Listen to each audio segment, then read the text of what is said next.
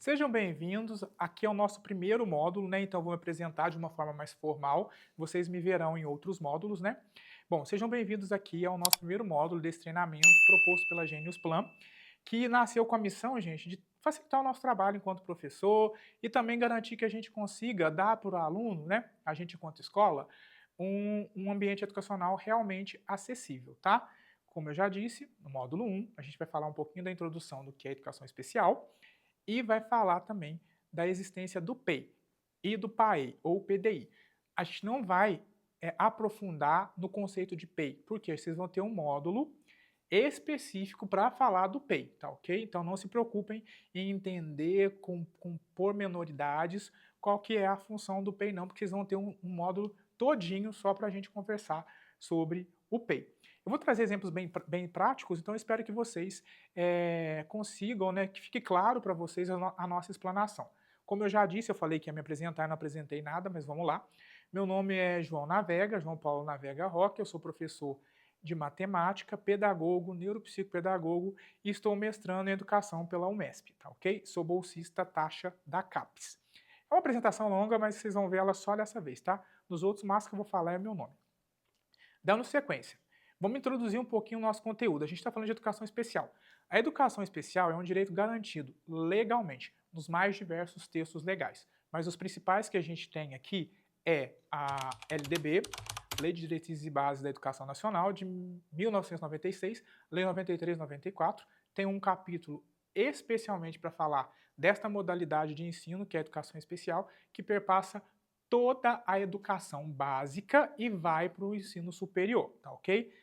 Com a questão da acessibilidade ganhando cada vez mais espaço, esses nossos alunos da educação especial, principalmente aqueles com quadro de transtornos mais leve, têm chegado no ensino superior e têm galgado, inclusive, o stricto sensu. Então, a acessibilidade à educação especial, ela perpassa todo o processo educacional brasileiro, tá ok? É claro que ela funciona, entre aspas, melhor na educação básica, tá certo?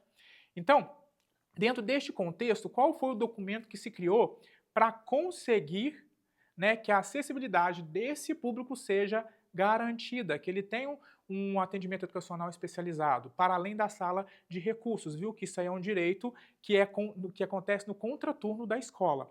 O Plano de Desenvolvimento Individual, que é o PDI, em alguns lugares o PEI, Plano de Educacional Individualizado, e em outros lugares o PAEI, Plano de Atendimento Educacional Individualizado. Geralmente, pessoal, a gente tem também o PAAE, que é o Plano de Atendimento Educacional Especializado, que é feito pelo professor do AE. Então a gente tem vários documentos, tem uma especificidade, tem algumas coisinhas, algumas características pormenorizadas, nós estou usando essa palavra demais, mas tem algumas características mínimas, sabe, que diferenciam um do outro. Mas no geral, PI e PDI vai depender da região do país, tá ok? Tem estado que vai usar PI, tem estado que vai usar PDI, tá? Se vocês tiverem um pouquinho de curiosidade, dá para vocês pesquisarem e entenderem mais ou menos qual é a diferenciação de cada sigla, porque se elas fossem todas iguais, não existiriam essas três possibilidades. Vocês não concordam comigo? Quatro, na verdade, né? Que é o PEI, PDI, PAEI e PAAE, tá?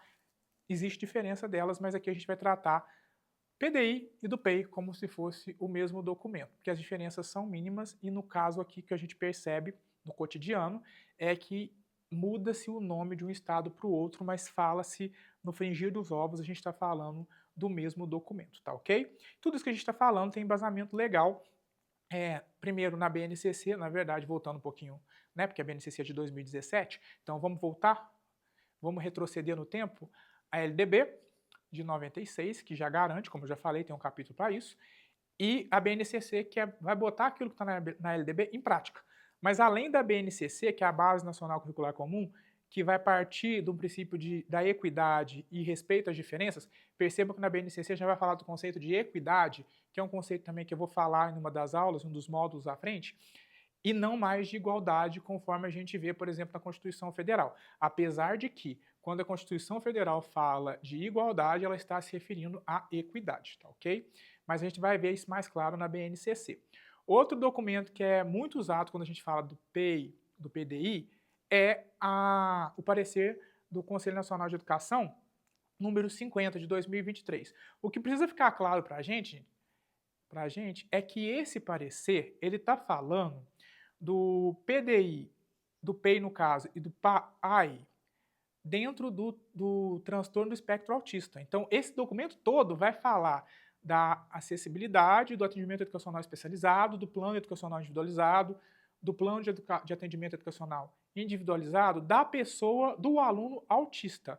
Mas, quando a gente pega os textos legais, a gente percebe que o que o documento traz para o público autista é aplicável aos demais públicos, entendeu? Por que eles vão tão direto ao autismo? Porque hoje em dia a maior incidência de acessibilidade que a gente tem dentro do ambiente escolar, que tem direito que está dentro, né, da educação especial, é o autismo, tá ok? Então a gente tem maiores incidências do autismo e da deficiência intelectual, tá ok? Então por isso são os públicos que são mais falados, porque a incidência é maior. Hoje a gente está vendo um crescimento gigantesco de outros transtornos, mas esses transtornos que a gente tem percebido dentro da sala de aula, eles não são atendidos pelo público da educação especial, tá ok? Lembrando, pessoal, que o número de diagnósticos aumentando é sinal de que a gente está tendo mais estratégias de investigação, tá ok? E que daqui a algum tempo essas bases legais vão precisar ser revistas para trazer para a educação especial esse público também. Bom, outro documento legal é a Lei Brasileira da Inclusão, que vai falar do direito à aprendizagem inclusiva.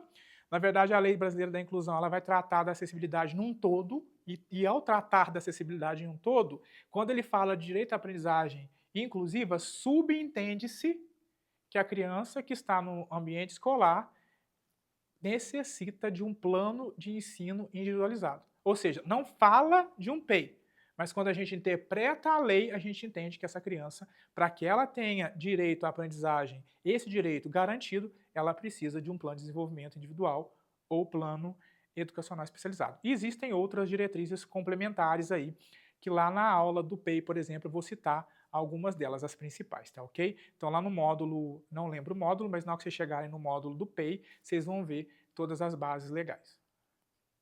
Bom, quais os maiores desafios que a gente tem na educação especial? Primeiro, a sobrecarga dos professores. Por exemplo, vou dar um exemplo que a gente vive aqui no estado de Minas Gerais. No estado de Minas Gerais, se há o laudo médico, a criança autista tem direito a professor de apoio. A criança com deficiência intelectual, não. A criança que tem alguma deficiência física ou alguma paralisia tem direito a um atendente, a um ASB, que a gente chama aqui, um auxiliar de serviços básicos, entendeu? Para acompanhar essa criança no, por exemplo, para tomar uma água, para ir no banheiro, para se movimentar na escola. Então ela tem uma assistência nas questões de mobilidade, ok? Se essa deficiência física vier com algum transtorno, além dessa assistência de mobilidade, ela vai ter direito, por exemplo, a um professor de apoio. Mas isso se limita, pessoal, ao transtorno do espectro autista, tá ok? Crianças com deficiência intelectual, geralmente, ainda mais se for deficiência intelectual leve, não têm acesso ao professor de apoio dentro de sala de aula, mas têm direito ao atendimento educacional especializado no contraturno, que é o atendimento na sala de recursos e do AEI, tá ok? E claro que tem outros casos que vocês vão ver aqui também, né? No próximo módulo, por exemplo, as aulas, né, vão ser destrinchando esse público do AEE, entendeu? Quem é esse público do AEE? E na hora que a professora fizer essa abertura e explicar cada um dos quadros para vocês, vocês vão ver que, por exemplo, o público surdo necessita da presença do intérprete de Libras, além do professor. Ele precisa de um acompanhamento no contraturno com o instrutor de Libras. Então, ele vai ter um intérprete de Libras como direito, um instrutor de Libras, e no contraturno ele vai ter no AEE, se o AEE tiver essa possibilidade, mas geralmente o intérprete vai junto para participar do AEE, ele vai ter esse atendimento educacional especializado também para auxiliar no desenvolvimento dele, ok? Mesma coisa vai acontecer com o aluno que tiver, por exemplo, uma deficiência visual, certo?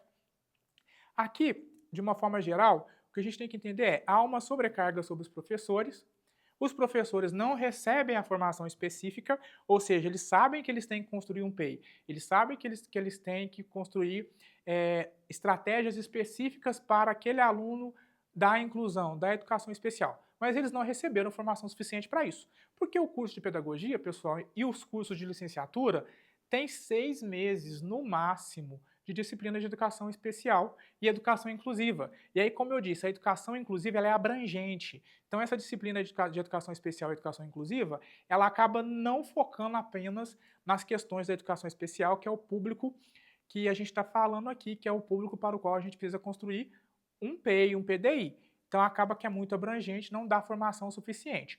E a faculdade também não ensina a elaborar esse documento, tá certo?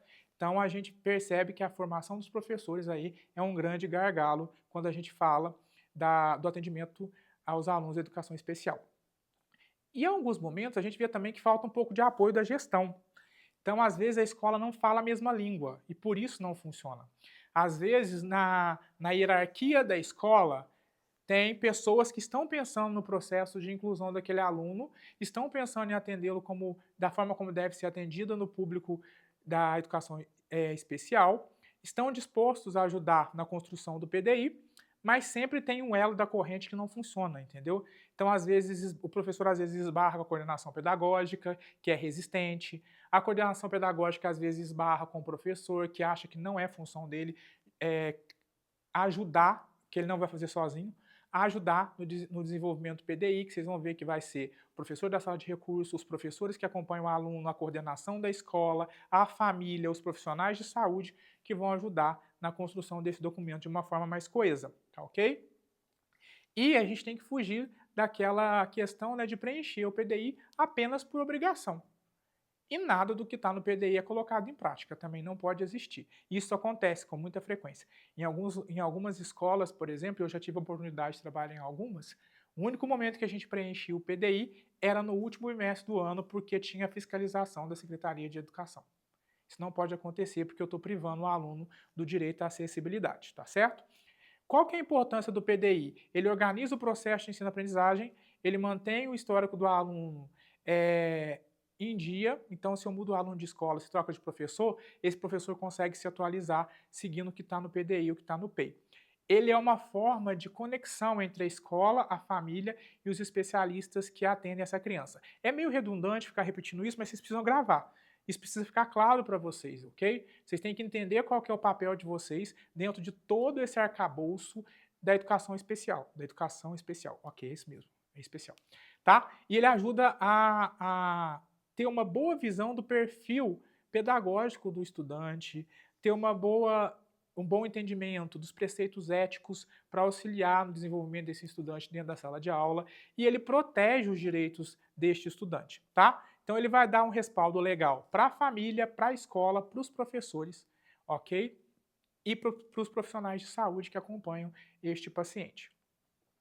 E aí, a gente está aqui, né, para vender o nosso peixe, claro. A gente está trazendo para vocês uma formação de uma plataforma, que é a Genius Plan, que tem como objetivo, através, né, da tecnologia, utilizando a tecnologia como nossa aliada, ela tem como objetivo facilitar a construção do PEI.